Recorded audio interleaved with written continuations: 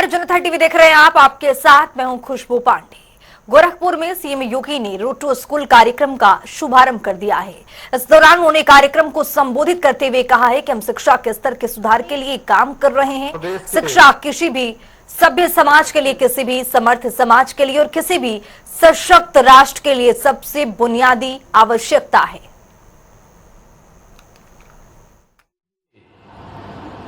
सशक्त और समर्थ राष्ट्र की सबसे प्रमुख जो उपलब्धि होती है वह शिक्षा होती है। शिक्षा किसी भी सभ्य समाज के लिए, किसी भी समर्थ समाज के लिए और किसी भी सशक्त राष्ट्र के लिए सबसे बुनियादी आवश्यकता है। शिक्षा के बगैर मानवीय मूल्यों और इस जीव सृष्टि की आवश्यकताओं की पूर्ति की कल्पना भी नहीं की जा सकती है। और इसीलिए प्राचीन काल से ही शिक्षा को सर्वसुलभ कराने को लेकर के लगातार मंथन चलता रहा है। इसके लिए अलग अलग समय में, अलग अलग कालखंडों में अलग अलग प्रयास हुए हैं। भारत के प्राचीन गुरुकुल की प्रणाली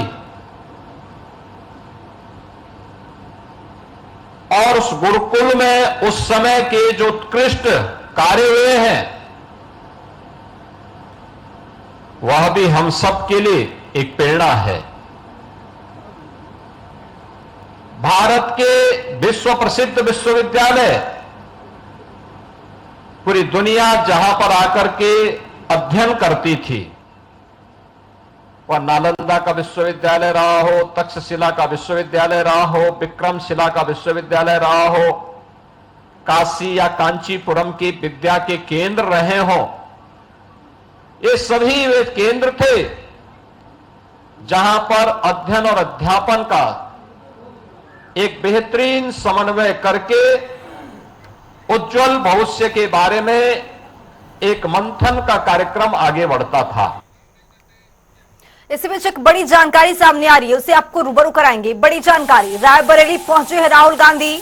अर्जुन पासी के परिजनों से मुलाकात की है। कुछ दिन पहले गोली मारकर हुई थी हत्या। परिवार और समाज के खिलाफ अन्याय किया गया है, ये बयान भी निकल करके सामने आ गया है। कानून लागू और दबाव डालना मेरा काम है, राहुल गांधी की ओर से कहा गया है। तो आपको बताते चले कि रायबरेली पहुंच चुके हैं राहुल गांधी और यहां पर परिवारजनों से मुलाकात की है। अर्जुन पासी के परिजनों से मुलाकात करते हुए नजर आए हैं, ढाढ़स बंधाते हुए नजर आए हैं। और आपको बता दें कि परिवार और समाज के खिलाफ अन्याय हुआ है। राहुल गांधी की ओर से ये बयान निकल करके सामने आया है। कानून लागू और दबाव डालना ये मेरा काम है, राहुल गांधी की ओर से ये कहा गया है। तो रायबरेली पहुंचे हैं राहुल गांधी। अर्जुन पासी के परिवारजनों से उन्होंने मुलाकात की है। इस दौरान उन्होंने ढांढस भी बंधाया है। न्याय को लेकर के भी उन्होंने एक आश्वासन दिया है और उन्होंने कहा है कि कानून लागू और दबाव डालना मेरा ये काम है।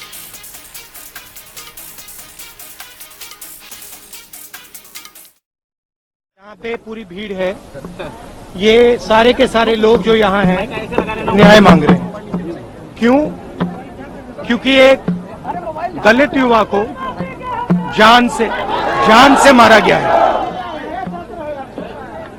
धमकाया गया है, पूरे परिवार को धमकाया गया है, एक व्यक्ति को मारा गया है और यहाँ कोई कार्रवाई नहीं हो रही है। जो मास्टरमाइंड है, जिसने करवाया है, उसके खिलाफ कोई कार्रवाई नहीं हो रही है। एसपी यहाँ के मास्टरमाइंड पर कार्रवाई नहीं कर रहे हैं, छोटे छोटे लोगों को पकड़ रहे हैं, इसीलिए यहाँ पे लोग गुस्सा हैं।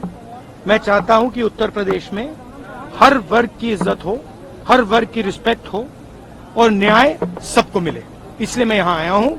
और हम इस मामले को नहीं छोड़ने वाले हैं। जब तक इस परिवार को न्याय नहीं मिलेगा तब तक हम पीछे नहीं हटने वाले हैं। इसमें यहाँ पे क्या हुआ है,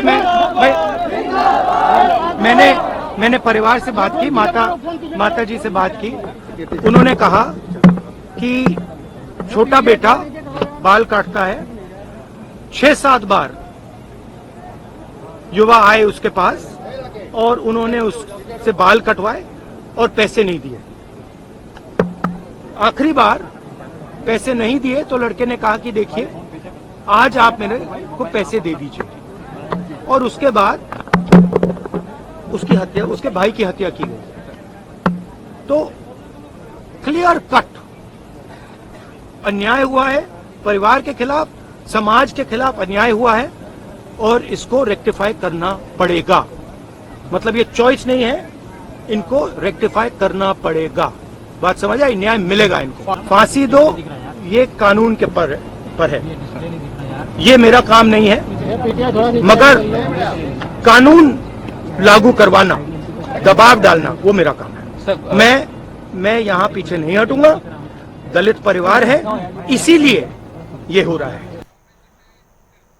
यूपीएससी ने 17 अगस्त को लेटरल एंट्री भर्ती के लिए 45 पोस्ट पर वैकेंसी निकाली थी। इसे अब रद्द कर दिया गया है। केंद्रीय मंत्री जितेंद्र सिंह ने यूपीएससी चेयरमैन को नोटिफिकेशन रद्द करने के लिए कहा है और ये फैसला प्रधानमंत्री मोदी के कहने पर बदल दिया गया है। लेटरल एंट्री भर्ती मामले में विपक्ष के नेता राहुल गांधी ने भी इसका विरोध किया था। उन्होंने कहा था कि इसके जरिए एससी, एसटी और ओबीसी वर्ग का हक छीना जा रहा है। वहीं केंद्रीय मंत्री चिराग पासवान ने इस मामले में प्रतिक्रिया दी है। उन्होंने कहा है कि सरकारी भर्तियों में आरक्षण का रहना जरूरी है। आपको बता दें कि लेटरल एंट्री की शुरुआत पहले कांग्रेस ने ही की थी। राहुल गांधी जी और उनके खानदान की जो खानदानी विरासत है आरक्षण और एससी, एसटी, ओबीसी को लेके, वो किसी से छुपी हुई नहीं है और उनकी अज्ञानता भी किसी से छुपी हुई नहीं है। मैं राहुल गांधी से पूछना चाहता हूं, वो उस समय बहुत बोल रहे थे ना कि उनको इतने सेक्रेटरी नजर नहीं आते। अभी हमारे कैबिनेट सेक्रेटरी बने हैं, किस बैच के हैं? राहुल गांधी को ना पता और बताए 1987 बैच के। राहुल गांधी से सवाल पूछना चाहता हूं कि 1987 में आपकी पार्टी नहीं, आपके पिताजी की सरकार थी, बताइए कितने एससी, एसटी, ओबीसी थे उस समय आए थे? ये फैसला इस संविधान की जीत है। ये फैसला असंवैधानिक था, ये संविधान पर प्रहार था, ये इस देश के दलितों, वंचितों, आदिवासियों, पिछड़ों के आरक्षण पर प्रहार था। सरकार को बैकफुट पर जाकर अपना फैसला बदलना पड़ रहा है। लैटरल एंट्री मतलब सीधी भर्ती पर रोक लग रही है और इसका पूरा श्रेय मैं देना चाहूंगी अपने नेता राहुल गांधी को, कांग्रेस अध्यक्ष खड़गे जी को, समूचे विपक्ष को, जिन्होंने पुरजोर तरीके से इस असंवैधानिक फैसले का, आरक्षण विरोधी फैसले का विरोध किया। ये लेटरल एंट्री के बहाने ये लोग आरक्षण को समाप्त करना चाहते हैं और संविधान के खिलाफ ये लोग काम कर रहे हैं। हम लोग शुरू दिन से ही बोलते रहे हैं कि भाई ये लोग आरक्षण विरोधी हैं, एससी, एसटी विरोधी लोग हैं और ये लोग किसी भी कीमत पे नहीं चाहते हैं कि एससी, एसटी समाज जो है सचिवालय में बैठे। पहली बात तो सरकार की सोच पूरी तरीके से आरक्षण के समर्थन में है, प्रधानमंत्री जी की सोच आरक्षण के समर्थन में है। दूसरी बात, मैं और मेरी पार्टी कतई सहमत नहीं है।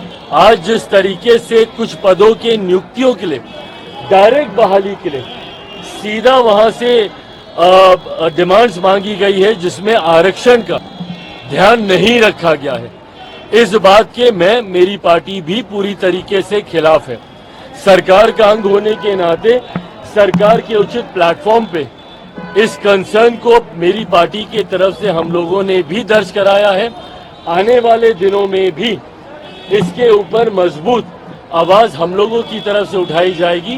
कोई भी सरकारी पद की नियुक्ति अगर निकलती है तो उसमें आरक्षण के प्रावधानों का ध्यान रखा जाना जरूरी है। आज केंद्र सरकार ने दबाव में आकर, विपक्ष के दबाव में आकर, अपने ही गठबंधन के सदस्यों के दबाव में आकर जो लेटरल एंट्री का एडवर्टीजमेंट थी, यूपीएससी ने जो विज्ञापन निकाला था, उसको वापस लेने के, उसको विड्रॉ करने के निर्देश दिए हैं। हम इसका स्वागत भी करते हैं और प्रधानमंत्री को एक सलाह भी देते हैं कि अब वक्त आ गया है कि देश के मन की बात सुनना शुरू कीजिए और देश अपने मन की बात विपक्ष के माध्यम से बोलता है।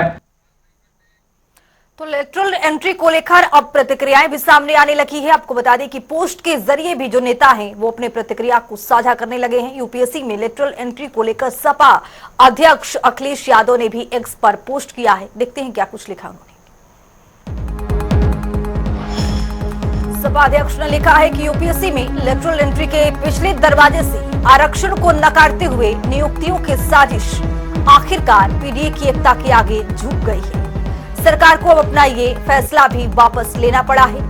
भाजपा के षड्यंत्र पर अब कामयाब नहीं हो पा रहे हैं। ये पीडीए में आए जागरण और चेतना की बहुत बड़ी जीत है। इन परिस्थितियों में समाजवादी पार्टी लेटरल भर्ती के खिलाफ 2 अक्टूबर से शुरू होने वाले आंदोलन के आह्वान को स्थगित करती है। साथ ही ये संकल्प लेती है कि भविष्य में भी ऐसी किसी चाल को कामयाब नहीं होने देगी और पुरजोर तरीके से इसका निर्णायक विरोध करेगी। जिस तरह से जनता ने हमारे 2 अक्टूबर के आंदोलन के लिए जुड़ना शुरू कर दिया था, ये उस एकजुटता की भी जीत है। लेटरल एंट्री ने भाजपा का आरक्षण विरोधी चेहरा उजागर कर दिया है। यह अखिलेश यादव की ओर से पोस्ट किया गया है। अब मायावती ने भी सोशल मीडिया प्लेटफॉर्म एक्स पर पोस्ट किया है। उन्होंने क्या कुछ लिखा है, देखते हैं। तो बसपा के सुप्रीमो ने लिखा है, देश में रोजगार का घोर अभाव ही नहीं बल्कि अमीर और गरीबों के बीच बढ़ती खाई अर्थात देश में पूंजी के असामान्य वितरण से आर्थिक गैर बराबरी के रोग के गंभीर होने से जन और देश हित प्रभावित है, जो अति चिंतनीय है। देश में विकास दर के दावे के हिसाब से यहाँ उतनी नौकरी क्यों नहीं, इसके लिए दोषी कौन है। इस क्रम में यूपी सरकार द्वारा भारी भरकम विज्ञापनों के जरिए ये दावा किया है कि यहाँ रोजगार की बहार है। वास्तव में उनके अन्य दावों की तरफ ही जमीनी हकीकत से दूर हवा हवाई ज्यादा है। पेट भरने के लिए मेहनत और जैसा तैसा स्वरोजगार को भी अपनी उपलब्धि मानना बेरोजगारी आदि की समस्या का समाधान नहीं है। करीब 25 करोड़ की आबादी वाले यूपी में 6.5 लाख प्लस सरकारी नौकरी का दावा क्या ऊंट के मुंह में जीरा नहीं है। इसी प्रकार केंद्र में हुई स्थायी नौकरियों का बुरा हाल है। जहां पद खाली पड़े हैं, इससे एससी, एसटी, ओबीसी आरक्षण का जो कोटा है वो भी प्रभावित है। अपार बेरोजगारी के मद्देनजर सही समाधान जरूरी है। बसपा सुप्रीमो मायावती की ओर से ये एक्स पर पोस्ट किया गया है। एससी, एसटी के आरक्षण पर सुप्रीम कोर्ट के फैसले को लेकर 21 अगस्त को भारत बंद का आह्वान किया गया है। बहुजन समाज पार्टी ने भी अपना समर्थन दिया है, जिसको लेकर बसपा चीफ मायावती ने एक्स पर क्या कुछ लिखा है, देखते हैं। तो बसपा सुप्रीमो मायावती ने पोस्ट किया है कि केंद्र सरकार ने संयुक्त सचिव और निदेशक आदि के उच्च पदों पर आरक्षण सहित सामान्य प्रक्रिया से प्रमोशन और बहाली के बजाय भारी वेतन पर बाहर के 47 लोगों की लेटरल नियुक्ति बीएसपी के तीव्र विरोध के बाद आज रद्द हो गया है। किंतु ऐसी सभी आरक्षण विरोधी प्रक्रियाओं को हर स्तर पर रोक लगाने की जरूरत है। साथ ही दिनांक 1 अगस्त 2024 के सुप्रीम कोर्ट के निर्णय के विरोध एससी, एसटी के पूर्व की आरक्षण व्यवस्था को बहाल करने के लिए केंद्र संविधान संशोधन की कार्यवाही करे। मायावती ने आगे पोस्ट में लिखा है कि जिसको लेकर कल इन वर्गों द्वारा भारत बंद का आह्वान किया गया है, जिनसे से बिना कोई हिंसा के अर्थात शांतिपूर्ण करने की अपील की गई है। एससी, एसटी मामले में सुप्रीम कोर्ट के फैसले पर 21 अगस्त को भारत बंद का आह्वान किया गया है, जिस पर भाजपा के राष्ट्रीय और ऑर्डिनेटर आकाश आनंद ने एक्स पर पोस्ट किया है। क्या कुछ लिखा है, देख लेते हैं। आकाश आनंद ने लिखा है कि आरक्षण पर सुप्रीम कोर्ट के फैसले के खिलाफ एससी, एसटी समाज में काफी गुस्सा है। फैसले के विरोध में हमारे समाज ने 21 अगस्त को भारत बंद का आह्वान किया है। उन्होंने अपने पोस्ट में आगे लिखा है, हमारा समाज शांति प्रिय समाज है, हम सबका सहयोग करते हैं, सबके सुख दुख में हमारा समाज शामिल होता है, लेकिन आज हमारी आजादी पर हमला किया जा रहा है। आकाश आनंद ने आगे लिखा है कि 21 अगस्त को इसका शांतिपूर्ण तरीके से करारा जवाब देना है। तो तमाम तरीके की प्रतिक्रियाएं सामने आने लगी हैं लेटरल को लेकर के। जिस तरह से लेटरल एंट्री हो चुकी है और समाज में सभी तरह के SC, ST, OBC वर्ग के जो लोग हैं अपनी नाराजगी को जाहिर कर रहे हैं। इन सभी फैसले को देखते हुए प्रधानमंत्री ने फैसला ले लिया है कि इस वैकेंसी को रद्द किया जाए। लखनऊ में कैबिनेट मंत्री OP राजभर ने विधानसभा उपचुनाव को लेकर बयान दिया है। उन्होंने कहा है कि इंडिया गठबंधन के प्रत्याशी का समर्थन जरूर करूंगा। जो यूपी की 10 सीटों पर चुनाव हो रहा है, यहाँ एनडीए से जो भी प्रत्याशी आएगा उसका समर्थन करेंगे। हमारी कोशिश हो रही है कि बिहार में 5 विधानसभा के चुनाव हो रहे हैं, वहाँ 1 सीट के लिए हम लोग प्रयास करेंगे कि बिहार में 1 सीट हम लोगों को मिल जाए। लड़ कर के हम लोग भी लोकसभा में चुनाव में हम लोग खुला समर्थन एनडीए गठबंधन का किए, वहाँ 1 भी सीट हम लोगों को नहीं दी गई और ये कहा गया कि एनडीए गठबंधन में है, आप लोग सहयोग करिए। भारत संचार निगम लिमिटेड यानी BSNL लगातार अपनी सेवाओं को बेहतर बनाने पर काम कर रहा है। वहीं BSNL की सेवाओं को लेकर हमारे संवाददाता TN मिश्रा ने BSNL के नवनियुक्त CGM MSc सिंह से खास बातचीत की है। इस पूरे रिपोर्ट के जरिए देखिए आप। यूपी ईस्ट में इस समय जो है, जब से रेट बढ़े हैं मोबाइल सेवाओं के और जो रिचार्ज रेट बढ़ गए, उसके बाद से BSNL का काफ़ी जो है कस्टमर्स आ रहे हैं लगातार। और दूसरी तरफ क्या है, लगातार BSNL 4G की तरह बढ़ रहा है और तेज़ी से काम चल रहा है। उम्मीद है कि इस साल के आखिर तक पूरे यूपी ईस्ट में जो है सारे 4G टावर्स हो जाएंगे और ये बेहतर काम होने लगे। मेरे साथ जो CGM MC सिंह जी हैं, मैं उनसे जानना चाहूँ सर कैसे चल रहा है सर? यूपी ईस्ट में हमने अभी तक 1700 4G के टावर लगा दिए हैं और इस साल के अंत तक हम 4600 टावर लगाएंगे। ये जो हमारा 4G का नेटवर्क है, ये पूर्ण स्वदेशी भारत में निर्मित इक्विपमेंट है। जो हमारा भारत देश है, पूरे वर्ल्ड में 5वां ऐसा देश बन गया है जिसने अपना 4G खुद बनाया है। और पिछले महीने हमारे 6.5 लाख कस्टमर जुड़े थे और जिसमें से कि 1,60,000 MNP भी थे। और इस महीने हमारे 2.25 लाख नए कस्टमर ऐड हो चुके हैं अभी तक और 1 लाख MNP जुड़ चुके हैं। ये दर्शाता है कि कस्टमर्स का BSNL पे दोबारा से रुझान बढ़ गया है। और जो हमारे रेट हैं, जैसे कि और ऑपरेटर ने रेट बढ़ाए हैं, हमने रेट नहीं बढ़ाए हैं और BSNL रेट नहीं बढ़ाएगा, क्योंकि BSNL केवल प्रॉफिट के लिए ही नहीं है, जो आम उपभोक्ता हैं उनको भी सुविधा देने के लिए, सोशल सर्विसेज के लिए भी BSNL रहता है। और मैं आपको बता दूं कि पूरे इंडिया में BSNL 26,000 टावर ऐसे लगा रहा है जहाँ आज तक आज़ादी के बाद 70 साल के बाद भी सिग्नल नहीं आया है, तो वहाँ भी BSNL टावर लगा रहा है। सर लगातार मैं देख रहा हूँ BSNL लोगों को प्रयास कर रहा है, उपभोक्ता BSNL के आकर्षित हो रहे हैं और लखनऊ में मैं देख रहा हूँ जहाँ तक काफ़ी उपभोक्ता बढ़ रहे हैं। तो इसको लेकर के BSNL और ऐसा क्या करे कि नए उपभोक्ता जुड़े, क्यों BSNL प्रचार प्रसार में देख रहा हूँ लगातार पीछे है? सबसे पहले कस्टमर जो हमारे पास आ रहे हैं, तो हमें नेटवर्क को सुधारना है, क्योंकि ऐसा नहीं हो कि भाई लाइट चली जाए और सिग्नल गायब हो जाए। तो उस पर हम काम कर रहे हैं कि हमारा जो मोबाइल का नेटवर्क है 99% अप रहना चाहिए, ताकि कस्टमर को बेहतर सुविधा मिल सके। और कस्टमर को जो स्पीड है, स्पीड भी मिलनी चाहिए। और जैसे हमारे कस्टमर सर्विस सेंटर हैं, उनको हम रिनोवेट करा रहे हैं, ताकि जब उपभोक्ता कस्टमर सर्विस सेंटर में आए तो उनको प्रॉपर सुविधा बैठने की मिले और जो उनको फैसिलिटी मिलनी है कस्टमर सर्विस सेंटर पर आगे डिलाइट होके जाए, उसका हम इंतज़ाम कर रहे हैं। सर अब कुंभ का जो है समय आ रहा है और कुंभ की तैयारियां भी तेजी चल रही हैं। BSNL ऐसा क्या कर रहा है कि श्रद्धालुओं को कोई दिक्कत न हो और कुंभ में उससे जो है कोई समस्या ना आए? अभी मैं 10 दिन पहले प्रयागराज गया था, तो वहाँ पे हमने पूरी जो तैयारी कुंभ मेले की है उसका हमने जायज़ा लिया है।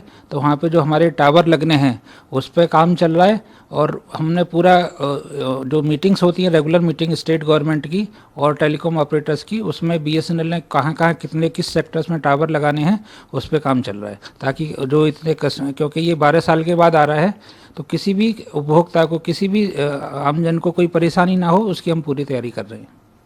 इसके बाद जो है लगातार BSNL जो है लैंडलाइन सेवाओं में जो है पिछड़ गया इस बार। तो लैंडलाइन में जिनके पास हैं उनके लैंडलाइन फ़ोन ठीक करने के लिए और क्या ऐसा संसाधन जुटा रहे हैं कि लैंडलाइन सेवाओं में दिक्कत ना आए? मैं आपको बता दूं कि हमने टारगेट रखा है कि 31 अगस्त तक कॉपर से आज़ादी कस्टमर को मिल जाए, क्योंकि कॉपर का जो नेटवर्क है बहुत साल पुराना हो चुका है, सर्विसेज अच्छी रहती नहीं है। सेम रेट में जो लेटेस्ट टेक्नोलॉजी हमारी फाइबर है, FTTH, वो हम दे रहे हैं। उसमें कस्टमर का जो लैंडलाइन है नंबर सेम रहेगा, फाइबर पे कन्वर्ट हो जाएगा और फाइबर पे कन्वर्ट कराने के लिए कहीं जाने की ज़रूरत नहीं है, केवल 18004444 पे हाई करके व्हाट्सएप भेजना है, उसी से आपकी बुकिंग हो जाएगी। और ये लेटेस्ट टेक्नोलॉजी है फाइबर, इस पर स्पीड भी अच्छी मिलती है और अफोर्डेबल प्लान है, 249 से इसके प्लान चालू होते हैं। Thank you. तो ये थे सीजीएम एमसी सिंह जी, जिनका सीधे से कहना है कि बीएसएनएल सेवाओं के मामले में कहीं किसी पीछे नहीं रहेगा, बेस्ट नेटवर्क देगा और बढ़िया बातचीत भी करने के लिए उसको जो है नेटवर्क मिलेगा। और दूसरी चीज़, जहाँ भी कोई समस्या आती है, जब लैंडलाइन की जो बात थी, तो उनका कहना सारे जो FTTH में कन्वर्ट किए जा रहे हैं, इनसे जो है लोगों को जो है कोई आवाज़ में खड़खड़ाहट भी नहीं होगी और लोगों को बेस्ट नेटवर्क का आभास होगा। कहना पसंद रियाद के साथ TN मिश्रा, जनता TV, लखनऊ। तो फिलहाल इस बुलेटिन में अभी के लिए इतना ही। देश और दुनिया के तमाम खबरों के लिए बने रहिए जनता टीवी के साथ। नमस्कार।